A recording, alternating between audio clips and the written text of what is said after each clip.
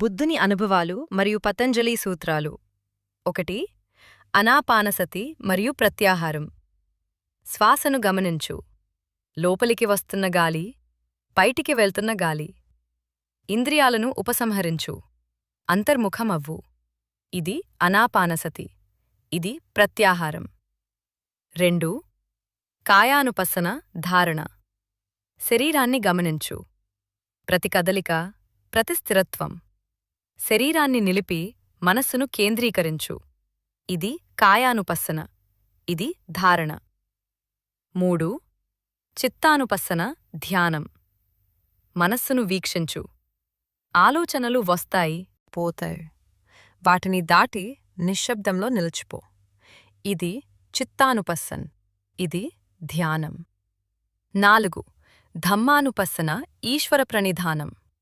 ప్రకృతి నియమాలను గమనించు. సూర్యుడు, చంద్రుడు, నదులు, పర్వతాలు. అన్నిటికీ శరణాగతి పొందు. ఇది ధమ్మానుపස්සన. ఇది ఈశ్వర ప్రణిధానం. 5. విపස්සన సమాధి. దృశ్యం మరియు ద్రష్ట ఏకమవుతాయి. ప్రకాశంలో లీనమై అసలు స్వరూపంలో నిలిచిపో. ఇది విపස්සన. ఇది సమాధి.